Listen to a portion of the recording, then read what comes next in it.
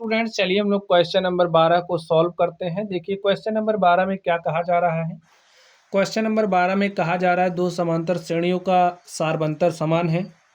यदि इनके 100वें पदों का अंतर 100 है तो इनके 1000वें पदों का अंतर क्या होगा। तो चलिए स्टूडेंट हम लोग इसको सॉल्व करते हैं और देखते हैं हमारा सॉल्यूशन क्या होगा। तो स्टूडेंट आप लोग ध्यान से समझिए इसको। चलिए, दो समांतर श्रेणियों का सारबंतर समान है। तो स्टूडेंट ये जो सारबंतर है, सारबंतर क्या दिया है, समान है। तो जो सारबंतर उसको हम मान लेते हैं डी है, माना सारबंतर डी है तथा प्रथम पद जो श्रेणी होगी, श्रेणी का प्रथम पद। अब देखिए हमारे पास दो समांतर श्रेणी है, तो जो पहली श्रेणी है, पहली श्रेणी का जो प्रथम पद है, पहली श्रेणी के प्रथम पद को ए मान लेते हैं और जो हमारी दूसरी श्रेणी है उसका प्रथम पद कोई दूसरा पद होगा तो उसको हम बी मान लेते हैं। ठीक है, माना सर्वांतर डी तथा पहली श्रेणी का प्रथम पद ए और दूसरी श्रेणी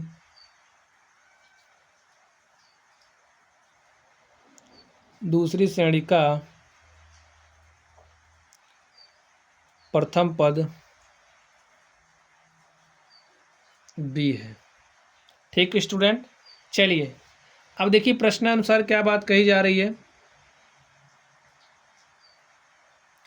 भाई जो हमारी पहली श्रेणी है, जो दूसरी श्रेणी है, दोनों श्रेणियों का सारबंतर क्या दिया है, समान दिया है। आगे देखिए, यदि इनके 100वें पदों का अंतर 100 है, 100वें पदों का अंतर यानी कि जो हमारी पहली श्रेणी है, पहली श्रेणी का जो 100वां पद होगा उसको कैसे रिप्रेजेंट करेंगे, इस तरीके से A100 से। अब जो हमारी दूसरी श्रेणी है, अब दूसरी श्रेणी के 100वें पद को हम लोग कैसे रिप्रेजेंट करेंगे स्टूडेंट। चलिए, दूसरी श्रेणी का जो 100वां पद है उसको हम B100 से रिप्रेजेंट कर रहे हैं। ठीक है, अब हम लोग एक कॉन्सेप्ट जानते हैं, फॉर्मूला जानते हैं। फॉर्मूला हमारा क्या है, फॉर्मूला हमारा होता है an इज इक्वल टू होता है a plus n minus 1 of D. अब यहाँ पर अगर हम लोग a का मान 100 रख दें, ठीक है, a का मान 100 रखेंगे तो यहाँ पर देखिए क्या हो जाएगा, n का मान हम 100 रख रहे हैं। ठीक है, a plus 100 minus 1 of D, तो यहाँ से a100 इज इक्वल टू क्या हो जाएगा, a प्लस 100 में से हमने 1 घटाया तो 99d। चलिए अब स्टूडेंट यही फॉर्मूला हमारा है, लेकिन श्रेणी का जो प्रथम पद है उसको हमने बी माना है। तो यहाँ से हम लोग B100 कैसे निकाल सकते हैं। देखिए, ए श्रेणी का प्रथम पद अब तो बी हो जाएगा। भाई हमारी जो दूसरी श्रेणी है आप लोग श्रेणी मान ही लीजिए। ठीक है, चलिए हम आपकी समझ के लिए यहाँ पर लिख दे रहे हैं। जो हमारी पहली श्रेणी है उसके प्रथम पद को हमने ए माना है, तो दूसरा पद क्या हो जाएगा, a प्लस डी, तीसरा पद क्या हो जाएगा, a प्लस 2d, और ऐसे हमारी श्रेणी है। ठीक है, अब जो हमारी दूसरी श्रेणी है, दूसरी श्रेणी के प्रथम पद को हमने b माना है, दोनों का सर्वांतर समान है, तो इसका दूसरा पद b प्लस डी, इसका b प्लस 2d, ऐसे b प्लस 3d हो गए। ठीक है, अब हम इसका यनमो पद निकाल रहे हैं, तो इसका यनमो पद निकालने का फॉर्मूला क्या हो जाएगा, bn is equal to b plus n minus 1 of D. प्रथम पद देखिए क्या है, b है, तो यहाँ पर लिखा हमने 100वां पद निकाल रहे हैं, तो यहाँ पर 100 लिख दीजिए माइनस 1 ऑफ डी। अब यहाँ से देखिए b प्लस 100 में से हमने 1 घटाया तो 99d, तो जो हमारा B100 है, B100 का मान क्या हो गया, b प्लस 99d। A100 और B100 का जो मान है इसमें आप रख दीजिए। ठीक है, लिखिए A100 तथा B100 का मान रखने पर, तो यहाँ से A100 का मान उठाइए, यहाँ पर लाके रखिए, a प्लस 99d माइनस, अब B100 का मान यहाँ से उठाइए, b प्लस 99d, और इसको आपको ब्रैकेट में रखना है। 100वें पद भाई दोनों श्रेणी के 100वें पदों का अंतर कितना है, 100 है। तो यहाँ पर हमने 100 लिख दिया। सॉल्व कर लीजिए इसको। a plus 99d minus minus अंदर जाएगा तो ये माइनस हो जाएगा, a भी माइनस हो जाएगा। 99d is equal to 100। ठीक है, देखिए 99d माइनस 99d से कैंसिल हो जाएगा, तो हमारे पास क्या आ गया, a minus B is equal to 100। और स्टूडेंट इसको हम क्या मान लेंगे, इसको हम मान लेंगे समीकरण नंबर 2। आगे देखिए हमसे पूछा क्या जा रहा है, तो इनके 1000वें पदों का अंतर क्या होगा। तो लिखिए 1000वें पदों का अंतर। अब स्टूडेंट जो हमारा 1000वां पद है, पहली श्रेणी के 1000वें पद को कैसे रिप्रेजेंट करेंगे, कुछ इस तरीके से रिप्रेजेंट करेंगे, दर्शाएंगे। जो हमारी दूसरी श्रेणी है, दूसरी श्रेणी के 1000वें पद को कैसे दर्शाएंगे, ऐसे। और हमें इसका अंतर बताना है क्या होगा। ठीक है, चलिए अब स्टूडेंट हम लोग फॉर्मूला जानते हैं। फॉर्मूला क्या जानते हैं आप लोग बताइए। फॉर्मूला हमारा होता है जैसे, चलिए इसको लिखिए, इसका मान निकालना है माइनस। अब देखिए 8000 यानी कि भाई 1000वां पद है, तो इसके लिए फॉर्मूला क्या होता है, a plus n minus 1। n का मान कितना है, देखिए 1000 है, तो यहाँ पर हम 1000 लिखेंगे -1 ऑफ d। आगे ध्यान से देखिए, यहाँ पर माइनस लगाना है। अब ये जो श्रेणी है इसका 1000वां पद निकालना है, तो प्रथम पद क्या है, b है। चलिए यहाँ पे ब्रैकेट आप लोग लगा लीजिए, b लिखिए प्लस 1000 -1 ऑफ d। ठीक है, चलिए सॉल्व करते हैं इसको। a प्लस 1000 में से हमने 1 घटाया, तो भाई कितना आ जाएगा, 1000 में से आप 1 घटाओगे तो 999d आ जाएगा, माइनस यहाँ पर b। अब देखिए माइनस अंदर जाएगा तो अंदर भेजिए ना, तो 1000 में से हमने 1 घटाया तो 999 जी। कुछ इस तरीके से हमारे पास आया कि नहीं, आ गया ना। चलिए देखिए, this and this will be cancel out and here B will get, क्या हमने प्राप्त किया, a माइनस बी। तो जो हमारा 1000वां पद है, भाई दोनों श्रेणियों के 1000वें पदों का जो अंतर है वो किसके बराबर होगा, a माइनस बी के। तो इसको मान लेते हैं हम लोग समीकरण नंबर 2। अब समीकरण नंबर 3 इसको मानते हैं। ठीक है, अब ये जो देखिए 2 नंबर में हमारे पास a माइनस बी का मान कितना आया है, 100 आया है। तो 2 से a माइनस बी का मान आप समीकरण 3 में रख दीजिए। लिखिए समीकरण 2 से a माइनस बी का मान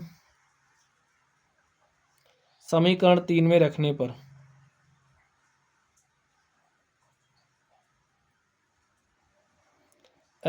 तो स्टूडेंट आप लोग मान रख दीजिए। तो देखिए हमारे पास क्या आ जाएगा,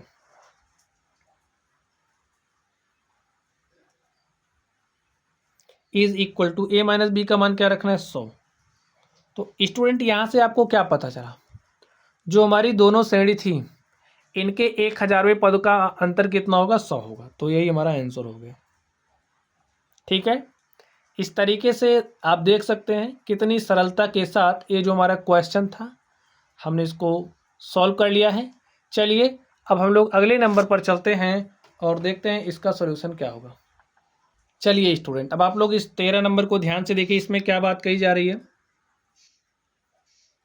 3 अंकों वाली कितनी संख्याएं 7 से विभाज्य है, तो हमें 7 से विभाज्य 3 अंकों वाली संख्याएं चाहिए। तो स्टूडेंट आप लोग बताइए 7 से विभाज्य 3 अंक वाली संख्याएं क्या क्या हो सकती हैं।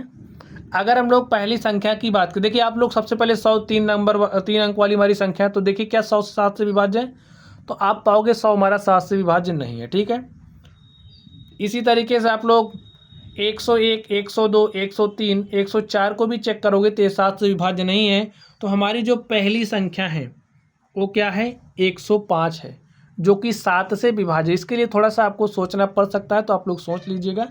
जिस तरीके से बात कही जा रही है हम लोग उसी हिसाब से चलेंगे। तो देखिए अब पहली संख्या तो 105 हो गई, दूसरी संख्या हमारी क्या हो जाएगी, 112 हो जाएगी, तीसरी संख्या इसमें 12 जोड़िए तो 119 हो जाएगी, चौथी संख्या इसमें आप 7 जोड़िए तो 19 7 26 126 हो जाएगी, और इस तरीके से हमारी संख्या होगी। अब हमें यहाँ पर जो हमारी आखिरी संख्या होगी 3 अंक से, जो 7 से विभाज्य है, उसको भी प्राप्त करना पड़ेगा। तो देखिए 3 अंक की हमारी जो संख्या है 999 है, उसके बाद तो हमारा 1004 अंक की संख्या में मिलने लगेगी।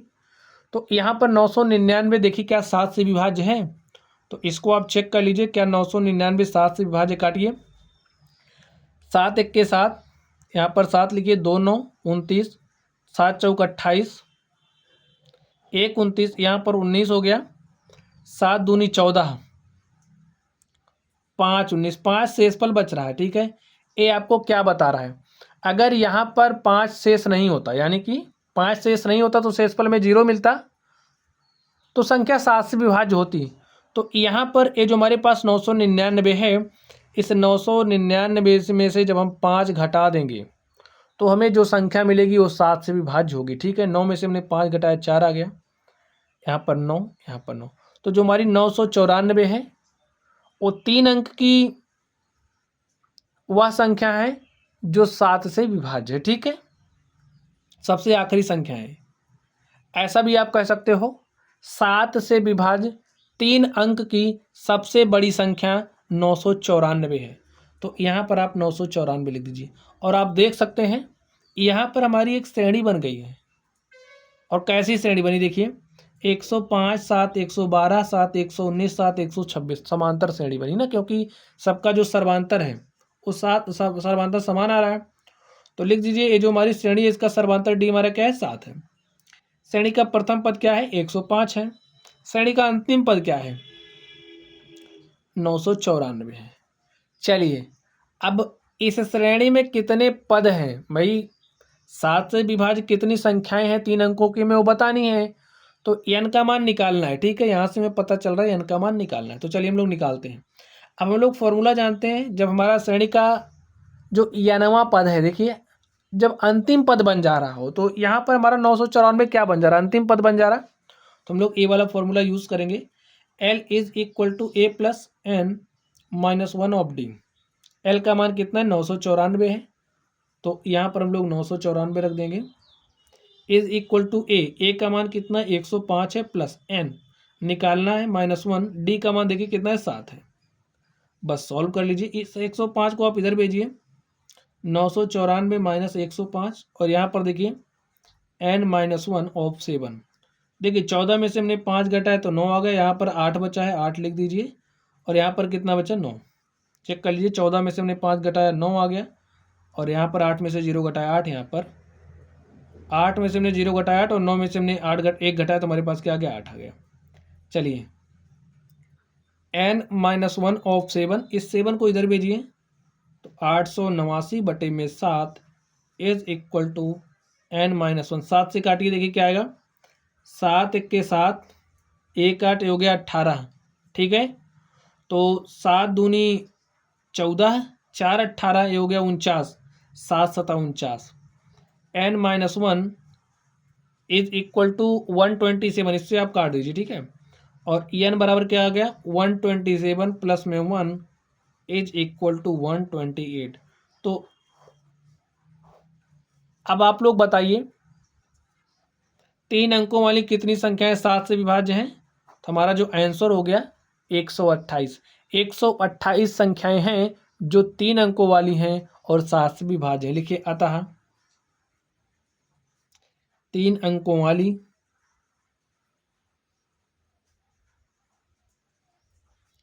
सात से विभाज्य संख्याओं की संख्या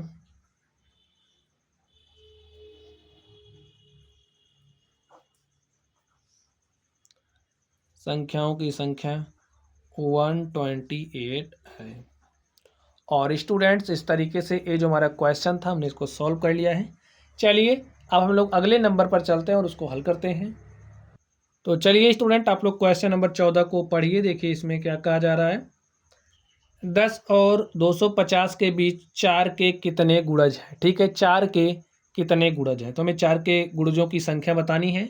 तो स्टूडेंट आप लोग ध्यान से देखिए, 10 और 250 के बीच 4 के कितने गुणज हैं। लिखिए 10 और 250 के बीच 4 के गुणज। पहले तो आप लोग लिख लीजिए। अब देखिए ऐसी संख्या, ठीक है, जो 4 से पूरी पूरी विभाजित हो जा रही हो। अब हमें 10 और 250 के बीच बताना, तो हमें 10 के ऊपर ही देखना है, ठीक है। 10 तो हमारा 4 से विभाजित है नहीं। 11 को देखोगे तो 11 भी 4 से विभाजित नहीं है। तो जो हमारी पहली संख्या मिलेगी वो मिलेगी 12, ठीक है। 12 हमारी क्या है, 4 से विभाजित है। उसके बाद 16 मिलेगी, 16 4 20 मिलेगा, 24 हो जाएगा, और 28 32, ऐसे ऐसे आपको चलना है। हमें 250 के बीच देखना है, तो ऐसे बहुत सारी संख्याएं होंगी। अब देखिए क्या 250 के पहले 249 हमारा 4 से विभाज्य है, तो आप पाओगे 4 से विभाज्य नहीं है। तो हमारा जो 248 है वो क्या है, 4 से विभाज्य है। तो यहाँ पर जो हमारी आखिरी संख्या हो गई 4 से विभाज्य 3 अंक वाली 250 के बीच में, वो क्या है, 248 है। आगे देखिए, अब यहाँ से ये जो हमारी श्रेणी बनी, एक समांतर श्रेणी बन गई है। यहाँ से आप लोग देखिए जो ए का मान है वो क्या है, 12 है। डी की बात करें तो 16 में से आप 12 घटाइएगा तो 4। श्रेणी का जो अंतिम पद है वो 248 है, और हमें एन का मान निकालना है। तो चलिए हम लोग सॉल्व करते हैं और देखते हैं इसका सोल्यूशन क्या होगा। हम लोग फॉर्मूला जानते हैं, L is equal to A plus N minus 1 of D. L का मान कितना, देखिए 248 है, तो यहाँ पर हमने 248 लिखा है। ए का मान 12 है, plus N minus 1 of D. D का मान देखिए कितना है, 4 है। बस अब आप इसको सॉल्व करिए। 248 प्लस 12 इधर आएगा तो minus 12 is equal to N minus 1 of 4। अब 12 घटाइए तो 8 में से 2 घटाया 6 हो गया, 4 में से 1 घटाया 3 हो गया, यहाँ पर 2। एन माइनस 1 ऑफ 4, 4 से काट दीजिए, 4 से काटिए इसको, देखिए कितना, 4 पंचे 20, 3 23, ये हो गया 36, 4 9 36। तो 59 is equal to N minus 1, और माइनस 1 को इधर भेजिए तो एन बराबर 59 प्लस 1 इज इक्वल टू 16। तो स्टूडेंट 10 और 250 के बीच 4 के गुणजों की संख्या कितनी है, 60 है। लिखिए, अतः 10 और 250 के बीच 4 के गुणजों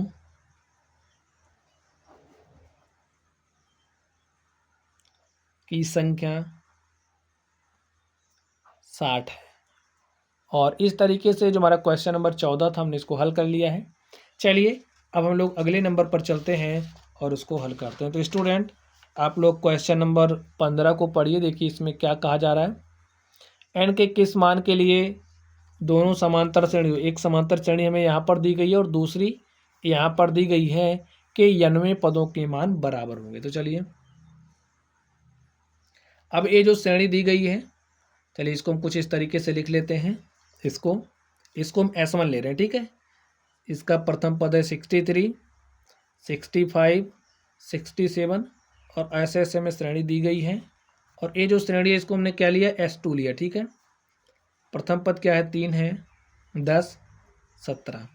अब कह रहा कि n के किस मान के लिए दोनों समांतर श्रेणियों के 99 पद के मान बराबर होंगे। यानी कि भाई किसी भी 99 पद, जैसे n के किसी मान पर क्या हो जा रहा है, ये जो श्रेणी है इसका मान बराबर होगा इसके।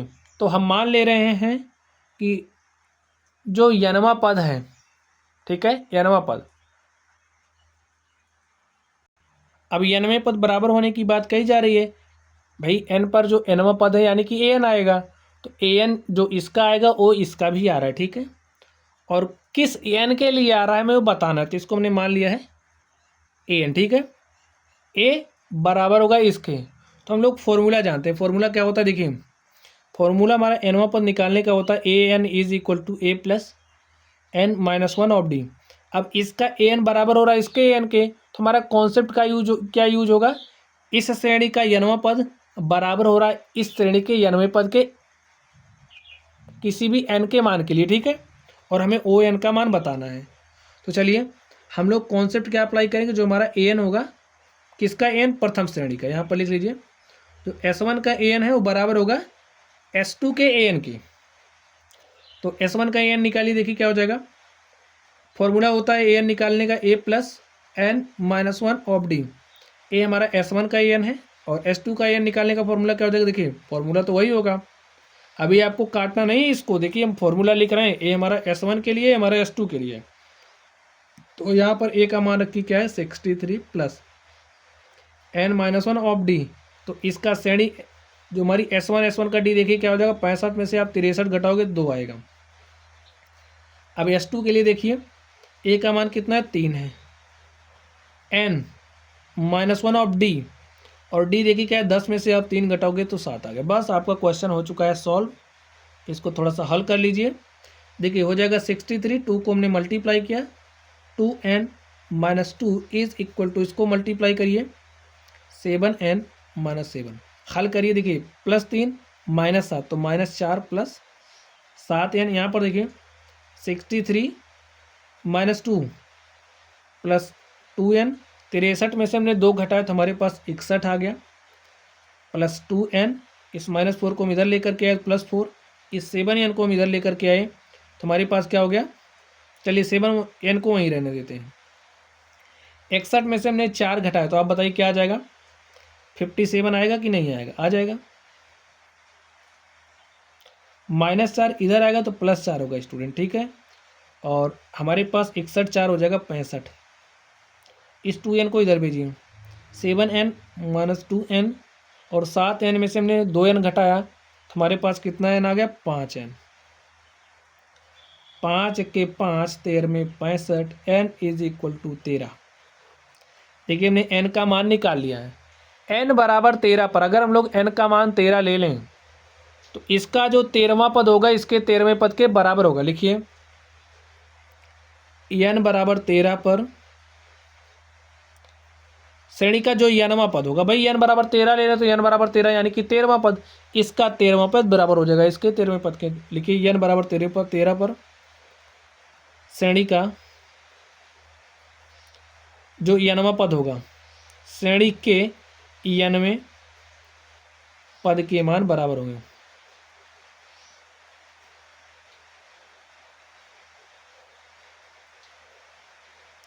बस यही हमें बताना था। तो आप लोग बस जैसे कहा जा रहा है उसी हिसाब से आपको कॉन्सेप्ट अप्लाई करना है, फॉर्मूला आपने जो सीखा है वही फॉर्मूला यूज़ करना है। चलिए अब हम लोग अगले क्वेश्चन पर चलते हैं और देखते हैं हमारा अगला क्वेश्चन क्या है। क्वेश्चन नंबर 16 आप लोग ध्यान से पढ़िए। चलिए देखिए 16 में क्या कहा जा रहा है, वह AP ज्ञात कीजिए जिसका तीसरा पद 16 और 7वां पद 5वें पद से 12 अधिक है। चलिए हम लोग सॉल्व करते हैं। तो स्टूडेंट हमें मानना पड़ेगा ना कि भाई जो हमारी श्रेणी है, श्रेणी का व्यापक रूप आपको पता है, तो हम मान लेते हैं जो हमारी श्रेणी है, जो हमारी AP है, ठीक है, वो क्या है, यही है। श्रेणी का प्रथम पद A है, दूसरा पद A प्लस डी, भाई सर्वांतर D है, तो जब प्रथम पद में D जोड़ेंगे तो हमारे पास A प्लस डी आ जाएगा। और इसको A प्लस 2D लिखिए, इसको A प्लस 3D लिख लीजिए, इसको A प्लस 4D लिख लीजिए। हमारा जनरल फॉर्म होता है 4D, इसको लिखिए A प्लस 5D, इसको लिखिए A प्लस 6D, और इसको लिखिए A प्लस 7D। 7वें पद तक की बात की गई है तो 7वें पद तक हमने लिख लिया, ठीक है, और आगे भी ऐसे श्रेणी चली जाएगी। चलिए अब यहाँ से आपको देखने से क्या लग रहा है, जो श्रेणी का प्रथम पद है वो है, सर्वांतर की बात करें दिस माइनस दिस करोगे तो आपको D मिलेगा। लिखिए प्रथम पद A है और जो सर्वांतर है वो क्या है, D है। चलिए अब देखिए क्या कहा जा रहा है, श्रेणी का AP ज्ञात कीजिए जिसका तीसरा पद 16 है। तीसरे पद को कैसे दिखाते हैं स्टूडेंट, A3 से। A3 में क्या दिया है, 16 दिया है। चलिए और देखिए 7वां पद, जो 7वां पद है उसको रिप्रेजेंट करते हैं A7 से। 7वां पद 5वें पद से, 5वें पद को किससे दिखाएंगे, A5 से। तो 5वें पद से कितना अधिक है, 12 अधिक है, तो यहाँ पर 12 लिख दीजिए। अब हम लोग फॉर्मूला जानते हैं, फॉर्मूला क्या जानते हैं, AN इज इक्वल टू होता है, चलिए लिख देते हैं formula, a n is equal to होता है a plus N minus one of d. यहाँ पे एन का मान 3 रखिए,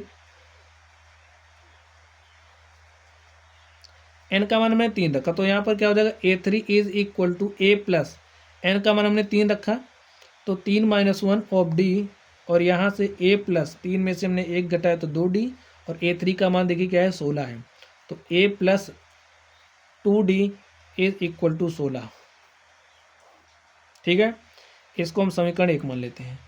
अब यहाँ पर आप लोग देखिए A7, ठीक है, A7 निकालने के लिए फॉर्मूला यहाँ से देख लीजिए 1 2 3 4 5 छठा पद क्या हो जाएगा, सातवां पद a प्लस 6d, या फॉर्मूला अप्लाई करोगे तब भी वही आएगा। चलिए फॉर्मूला अप्लाई कर देते हैं सातवां पद निकालने के लिए।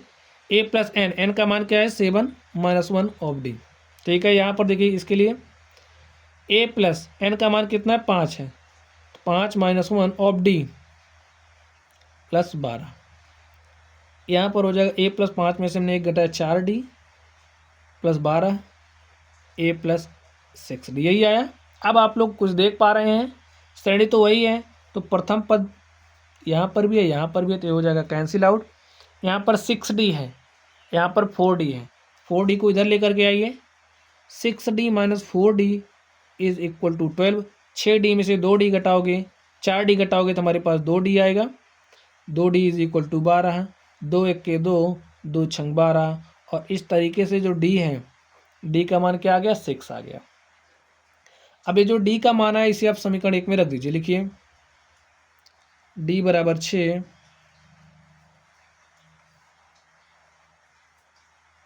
समीकरण 1 में रखने पर रखिए d का मान यहाँ पर a प्लस 2 गुणे d का मान है 6, तो यहाँ पर हमने 6 रखा बराबर 16। a प्लस 2 छंगे हो जाएगा 12 इज इक्वल टू 16, और यहाँ से देखिए 12 को इधर भेजिए तो a is equal to 16 minus 12, और हमारे पास a का मान आ गया 4। अब स्टूडेंट आपको करना क्या है बताइए, इस a का मान और d का मान यहाँ पर जो हमने AP माना है, ठीक है, a हमने AP मानी है, हमारी AP है, इसमें a और d का मान रखते जाइए और श्रेणी आप प्राप्त करते जाइए। लिखिए जो हमारी श्रेणी क्या हो जाएगी, a का मान रखिए, a का मान कितना आया 4, तो यहाँ से आप a का मान 4 रखिए। अब देखिए दूसरा पद क्या हो जाएगा, a का मान रखना है 4 और d का मान रखना है 6, a का मान रखिए 4 और d का मान रखिए 6, a का मान रखिए 4 और d का मान रखिए 6, और इस तरीके से हमारी श्रेणी बन रही है। चलिए लिखिए 4 6 4 10, यहाँ पर देखिए 2 छंग 12 और 12 4 16, 3 छक 18 और 18 4 क्या हो जाएगा 22, 4 10 16 22 ऐसे आएगा 28 एंड सो ऑन। और स्टूडेंट हमें AP निकालनी थी, ठीक है, हमें श्रेणी बतानी थी, तो यही हमारी श्रेणी हो गई। ठीक है, चलिए अब हम लोग अगले क्वेश्चन पर चलते हैं और देखते हैं हमारा अगला क्वेश्चन क्या है। तो स्टूडेंट आप लोग क्वेश्चन नंबर 17 को पढ़िए, देखिए क्या कहा जा रहा है। AP 3 8 13 253 में अंतिम पद से 20वां पद ज्ञात कीजिए। तो अंतिम पद से 20वां पद ज्ञात करना, ठीक है, चलिए हम लोग सॉल्यूशन निकालते हैं। देखिए अंतिम पद से 20वां पद निकालना है तो आप लोग कुछ इस तरीके से लिख सकते हो कि नहीं लिख सकते। जो हमारी AP है उसको कुछ इस तरीके से लिखा, ऐसे उल्टे ये जो आखिरी पद इसको पहला पद आप बनाइए। 253 यहाँ पर क्या है 13 लिख दीजिए, यहाँ पर 8, यहाँ पर 3। देखिए जो यहाँ पर AP दी गई थी क्या हमने वही लिखा है, आप कहोगे जी हाँ, बस हमने ऐसे उठा के ऐसे पलट दिया। तो यहाँ पर ये हमारा क्या है अंतिम पद L इज इक्वल टू 253। अब आप लोग ध्यान से देखिए L इज इक्वल टू 53 है, हम लोग इसका सर्वांतर निकालें तो सर्वांतर कैसे निकालते हैं आप लोग बताइए। भाई दूसरे पद में से पहला पद घटा के, तो इसमें से आप चाहे इसको घटाइए चाहे इसमें से इसको घटाइए, में सर्वांतर मिल जाएगा। लिखिए D is equal to 8 minus 13, तो 8 में से हमने 13 घटाया तो हमारे पास क्या आया आप बताइए। हमने 8 में से 13 घटाया तो हमारे पास -5 आ गया। अब आप लोग ध्यान से देखिए और यहाँ पर स्टूडेंट ध्यान से देखिए, अंतिम पद से 20वां पद, तो हमारा n का मान क्या है 20 है और हमें ए 20 बताना है भाई 20वां पद क्या होगा। तो हम लोग फॉर्मूला जानते हैं, फॉर्मूला हमारा क्या होता है, an इज इक्वल टू होता है a plus N -1 of D, हमारा फॉर्मूला होता है। हमें n का मान 20 रखना है, लिखे क्योंकि 20वां पद चाहिए। n बराबर 20 रखने पर रखिए n बराबर 20, A20 is equal to a plus N -1 of D. अब आप लोग जरा गौर फरमाइए, यहाँ पर हमें 20वां पद निकालना है। जी हाँ, अब आप लोग देख पा रहे हैं ये जो हमारा अंतिम पद है वो क्या बन चुका है, पहला पद बन चुका है कि नहीं बन चुका है। भाई अंतिम पद से 20वां पद निकालना था तो हमने दिमाग लगाया और अंतिम पद को पहला पद बना दिया घुमा के। क्या कोई असर पड़ा? नहीं पड़ा। ऐसे पलट दिया। अब ये जो हमारा अंतिम पद है श्रेणी का कैसा पद बन चुका है, प्रथम पद।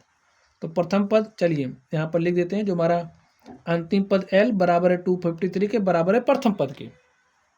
यहाँ पर A के स्थान पर रखिए 253 प्लस n का मान 20 रखना है, 20 रखिए -1 ऑफ डी का मान -5 रखना है तो रख दीजिए।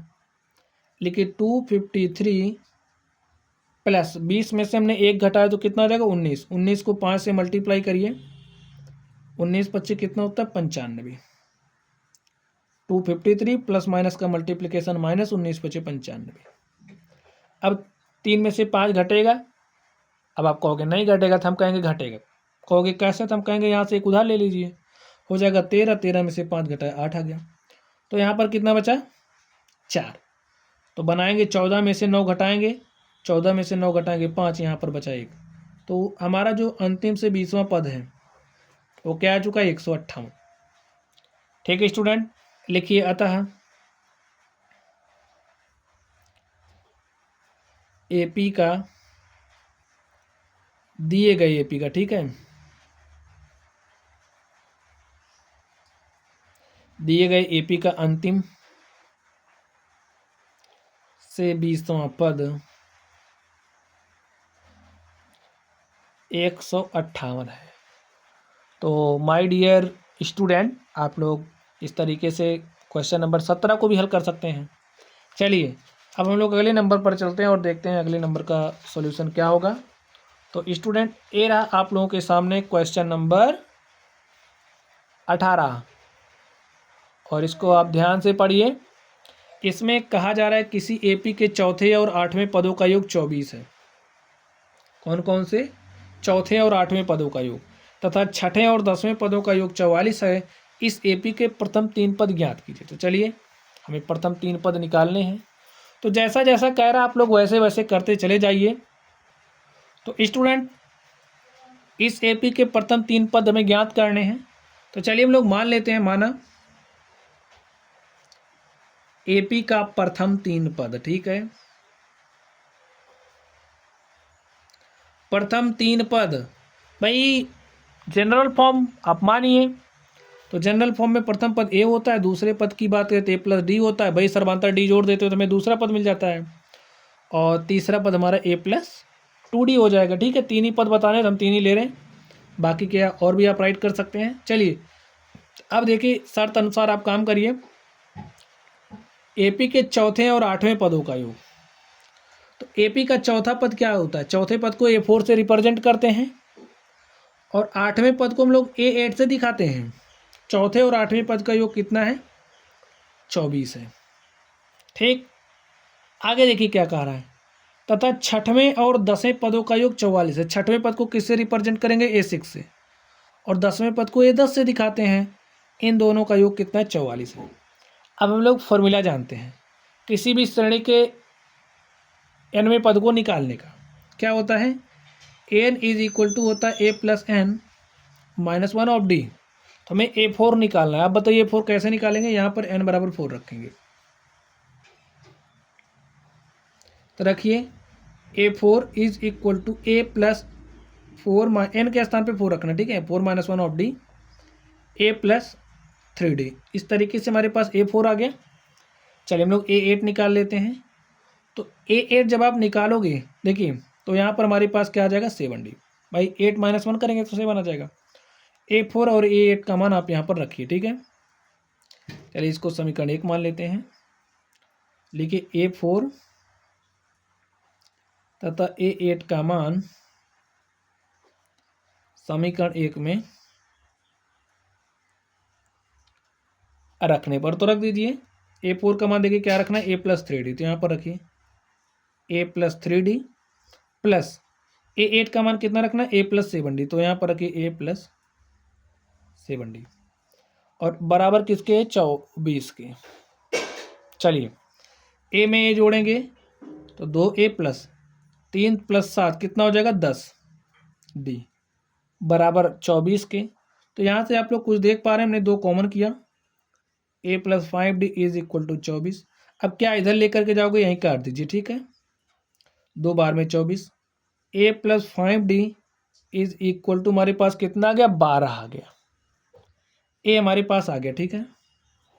चलिए इसको मान लेते हैं समीकरण नंबर 2।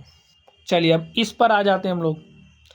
अब इसको हम डायरेक्टली यहाँ पर लिख दे रहे हैं, ठीक है। A6 निकालोगे, फॉर्मूला अप्लाई करोगे, AN = A + N - 1 of D। N का मान आप 6 रखोगे तो हमें मिलेगा यहाँ पर A+5D। यहाँ पर मिलेगा A+9D = 44। ए में A जोड़ा तो 2A, 5 में 9 जोड़ेंगे तो 14D = 44। 2 कॉमन किया तो A+7D = 44। 2 से काट दिया तो यहाँ पर 22 आ गया। A+7D = 22 और इसको हमने नंबर समीकरण 3 मान लिया। अब देखिए 1 और 3 को हल करिए, हल करना तो आप जानते ही हैं। लिखिए समीकरण 2 तथा 3 को हल करने पर, हल करिए। आप इसको कैसे हल करोगे, विलोपन विधि से हल करिए। किसी एक पद को गायब कर दीजिए, ऐसे नहीं गायब करना, ठीक है, रूल्स अप्लाई करना है आपको। अब विलोपन विधि का यूज़ करते हैं। विलोपन विधि में हमारे पास किसी एक चर को समाप्त करते हैं। यहाँ पर हमें दिख रहा है ए आसानी से समाप्त हो जाएगा, तो हम क्या कर रहे हैं, आप 2 में से 3 को घटा दीजिए या फिर 3 में से 2 को घटा दीजिए, जैसे ही आपको सूटेबल लगे। चलिए हम 3 में से 2 को घटा रहे हैं, ठीक है। A+7D = 22 है और A+5D = 12। हम क्या कर रहे हैं, घटा रहे हैं। घटाने पर चिन्ह बदलता बदलिए, कैंसिल हो गया। 7D में से 5D घटा 2D आ गया और 22 में से हमने 12 घटाया तो हमारे पास 10 आ गया। देखिए 2 × 1 = 2, 2 × 5 = 10, तो D का मान स्टूडेंट कितना आ गया, 5 आ गया। चलिए अब इस D के मान को हम लोग समीकरण 2 में रखेंगे और A का मान प्राप्त कर लेंगे। लिखिए D = 5 समीकरण 2 में रखने पर रख दीजिए। D का मान 5 रखना है, A+5 × 5 बराबर 12। A का मान देखिए 12, 5 × 5 = 25, इधर लाइए और -25 + 12 कितना हो गया, -13। तो जो श्रेणी है, श्रेणी का प्रथम पद कितना आ गया, -13 आ गया, ठीक है। चलिए हमें श्रेणी के 3 पद बताने हैं तो यहीं पर लिख दें स्टूडेंट। चलिए जो हमारी श्रेणी है उसका प्रथम पद कितना है, -13 आया। यहाँ पर देख लीजिए -13 आया, तो प्रथम पद तो -13 आ गया। दूसरा पद कैसे निकलेगा भाई, ए का मान रखिए कितना है, -13। डी का मान कितना है, 5 है, तो 5 रखिए। और यहाँ पर देखिए ए का मान -13 + 2 × में डी, और डी का मान देखिए क्या है, 5 है। हल करिए, यहाँ पर तो -13 होगा, -13 + 5 तो कितना हो जाएगा, -8। दूसरा पद आ गया, 2 × 5 = 10, -13 + 10 तो -3। और जो हमारी श्रेणी है उसके प्रथम 3 पद आ गए हैं, -13, -8 तथा -3। लिखिए अतः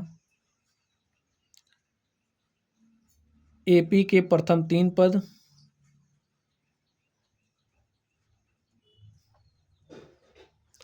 -13, -8 तथा -3 है। और बच्चों इस तरीके से ये जो हमारा क्वेश्चन नंबर 18 था, हमने इस 18 नंबर को सॉल्व कर लिया है। चलिए अब हम लोग अगले नंबर पर चलते हैं और उसको हल करते हैं। तो स्टूडेंट आप लोग क्वेश्चन नंबर 19 को पढ़िए। देखिए इसमें क्या कहा जा रहा है। सुब्बा राव ने 1995 में रुपया 5,000 के मासिक वेतन पद कार्य आरंभ किया और प्रत्येक वर्ष रुपया 200 की वेतन वृद्धि प्राप्त की।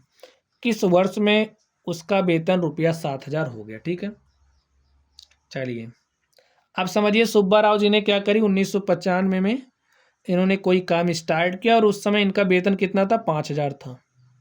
समझ गए भाई। 96 में 200 की वृद्धि हो रही है तो इनको कितना मिलेगा बताइए।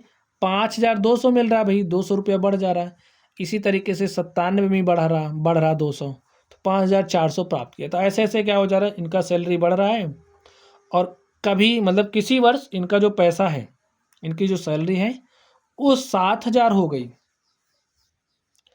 अब हमें बताना है कि किस वर्ष में उसका वेतन रुपया 7,000 हो गया। तो आप लोगों को यहाँ पर कुछ दिख रहा है। अगर आप दिस माइनस दिस करोगे तो आपको सर्वांतर मिल रहा है 200। इस दिस माइनस दिस करोगे तो भी आपको 200 मिल रहा है और ऐसे करोगे तब भी आपको 200 ही मिलेगा। देख लीजिए यहाँ पर हो जाएगा 5,600, 200 ही मिलेगा। तो इस तरीके से हम देख पा रहे हैं हमारी क्या बन रही है, एक समांतर श्रेणी बन रही है। ठीक है, और जिसके पद कुछ इस तरीके से हैं। पहला पद 5,000, दूसरा पद 5,200, तीसरा 5,400, चौथा पद 5,600 और किसी समय भाई कोई ऐसा पद है जो 7,000 बन जा रहा है। ठीक है, श्रेणी की भाषा में आप समझ लीजिए इसको। अब आप लोग यहाँ पर ध्यान से देखिए, प्रथम पद 5,000 है, सर्वांतर डी हमने निकाला कितना है 200, और अगर अंतिम पद की बात करें तो अंतिम पद कितना है 7,000। बस अब आप लोग इसको सॉल्व कर लीजिए। हम लोग जानते हैं और हमें निकालना क्या है एन। ठीक है, एन इज इक्वल टू होता है a plus N minus 1 of D. अब जो मान आपको पता है यहाँ पर रख दीजिए। हमें देखिए, और हम जानते हैं जब श्रेणी का अंतिम पद एनवा पद अंतिम पद बन जाए तो यहाँ पर देखिए ए हमारा क्या बन जा रहा है अंतिम पद। तो यहाँ पर हमारा एल इज इक्वल टू होगा ए एन हमारा क्या बन जा रहा है अंतिम पद, तो ए एन के स्थान पे हम एल रखेंगे। ठीक है, L is equal to A plus N minus 1 of D, और एल का मान कितना है 7,000 है। ए का मान 5,000 प्लस एन निकालना है और डी का मान है 200। हल करिए, इसको इधर लाइए। 7,000 minus 5,000 is equal to N minus 1 of 200। 7,000 में से 5,000 घटाएंगे तो 2,000 और ये 200 यहाँ पर आएगा, भाग के साथ में हो जाएगा। काटिए, कटा 2 जीरो, 2 1 के 2 दाम 10, तो n minus 1 is equal to 10, n बराबर 10 प्लस 1। तो यानी कि जो 11वां वर्ष है स्टूडेंट, 11वां वर्ष है तो 11वें वर्ष में उसको कितना मिलेगा 7,000। लिखिए, अतः किस वर्ष में उसका वेतन रुपया 7,000। बोल गया 11वें वर्ष में, 11वें वर्ष में उसका वेतन 7,000 हो गया। ठीक स्टूडेंट, और इस तरीके से जो हमारा प्रश्न है वो भी सॉल्व हो गया। चलिए अब हम लोग आखिरी प्रश्न संख्या 20 पर चलते हैं और 20 को भी उड़ा देते हैं। यहाँ पर देखिए क्या कहा जा रहा है। रामकली ने किसी वर्ष के प्रथम सप्ताह में रुपया 50 की बचत की। भाई कोई सप्ताह है, पहला सप्ताह, जैसे आप लोग पैसा बचाते हो ना, तो आपने समझिए पैसा बचाया, तो वैसे रामकली ने पहले सप्ताह में 50 रुपया बचा लिया। फिर अपनी साप्ताहिक बचत रुपया 17.5 से बढ़ाती गई। अब बढ़ा रही है तो पहले में इसने 50 बचाया था, तो अगली बार कितना बचा रही है 50 प्लस 17.5। फिर नेक्स्ट प्लस 50 प्लस 17.5 तो बचाया था इस सप्ताह में 17.5 उसने और बढ़ा दिया, और इसी तरीके से वो बढ़ा रही। ठीक है, और उसका साप्ताहिक बचत रुपया 207.50 हो जाता है। कभी उसका जो बचत है वो इतना हो जा रहा है। ठीक है, अब आप लोग देख पा रहे होंगे कुछ यहाँ पर, पहले सप्ताह में बचत इतना था, दूसरे में 50 10 60 67.5 था, तीसरे में देखिए 50 30 80 5 85 रुपये हो गया भाई। 17.5 17.5 तो 35 हो गया। 35 + 50 85 होगा। तो ऐसे बढ़ा रहा है, ऐसे बढ़ रहा था ना, किसी समय इतना हो गया। अब आप लोग देखिए, इसमें से आप इसको घटाएंगे तो आपको 17.5 मिलेगा। इसमें से आप इसको घटाएंगे तो आपको 17.5 मिलेगा। ऐसे घटाएंगे तो 17.5 मिला। तो ये हमारा क्या हो जा रहा है, सर्वांतर। तो सर्वांतर आप लोग देख रहे हैं सब जगह समान आ रहा है। तो ये हमारी क्या है, समांतर श्रेणी है। इससे तो पता चल गया ना, ये जो स्टेटमेंट दिया गया क्या है, समांतर श्रेणी है। और समांतर श्रेणी को सॉल्व करने की टेक्निक हम जानते हैं। ठीक स्टूडेंट।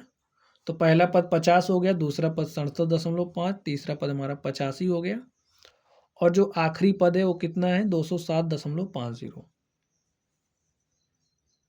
हाँ, तो हमें n ज्ञात करना है। श्रेणी का प्रथम पद देखिए क्या है, a का मान 50 है। अंतिम पद l हमारा 207.50 है। और स्टूडेंट सर्वांतर की बात करें तो सर्वांतर 17.5 है। चलिए, फॉर्मूला हम लोग जानते हैं। फॉर्मूला क्या होता है, जब हमारा यनमा पद अंतिम पद बन जाए तो फॉर्मूला क्या होता है, L = a + n-1 of d। L का मान कितना है, 207.50, a का मान 50 है, प्लस n, तो n तो हमें निकालना है। d का मान कितना है, देखिए 17.5 है। ठीक है। अब इस 50 को इधर लाइए, 207.50 माइनस 50.00, इसको हम लिख सकते हैं n-1 इंटू में 17.5। घटा लीजिए, 0 5 दशमलव लगाइए, 7 में से 0 घटाएंगे 7 आएगा। और यहाँ पर आप लोग ध्यान से देखिए, 7 में से हमने 0 घटाया तो हमारे पास 7 आया, और 20 में से 5 घटाएंगे तो 15 आएगा। ठीक है, 157.50। और यहाँ पर देखिए n-1 इंटू में 17.5 है, तो चलिए लिख ही देते हैं। 17.5 को आप इधर लेकर के आइए, 157.50 बटे में 17.5 इज इक्वल टू n-1। अब हम लोग इसको ऊपर नीचे 10 से क्या करेंगे, मल्टीप्लाई कर देंगे। ठीक है, 10 से इसे गुणा कर दीजिए अंश और हर में। तो देखिए क्या हो जाएगा, 157 को 10 से 157.50 को हम 10 से मल्टीप्लाई करेंगे तो हमारे पास कितना हो जाएगा, 1575। यहाँ पर क्या हो जाएगा, 175 इज इक्वल टू n-1। हल करिए, 25 से कटता हुआ दिख रहा है, काट दीजिए। 25 छक्का 150, 25 सत्ते 175, इसको 25 से काटा, 25 छक्का 150, 150, 7 57 75 हो गया, 25 3 75, 7 1 के 7, 7 9 63। तो देख लीजिए n-1 बराबर 9 आ गया। इसको हम आगे हल करेंगे तो n-1 इज इक्वल टू 9 और n बराबर 10 आ गया। तो हमें n का मान निकालना था। यदि 90वें सप्ताह में उसका साप्ताहिक बचत रुपया इतना हो जा रहा तो n ज्ञात कीजिए। यानी कि जो 10वां सप्ताह है, 10वें सप्ताह में उसका जो बचत है 207.50 हो जाता है। हमें n निकालना था और स्टूडेंट हमने n निकाल लिया। और इस तरीके से ये जो हमारी प्रश्नावली थी, हमने इस प्रश्नावली के सारे सवालों को सॉल्व कर लिया है। तो चलिए बच्चों, आप लोग पढ़ते रहिए। अगर आप लोगों को कोई भी डाउट हो तो आप लोग कमेंट बॉक्स में कमेंट करना। वीडियो पसंद आए तो वीडियो को लाइक कीजिएगा, चैनल पर नए हो तो चैनल को सब्सक्राइब करना, अपने दोस्तों के साथ शेयर करिएगा। चलिए आप लोग पढ़ते रहिए। Thank you.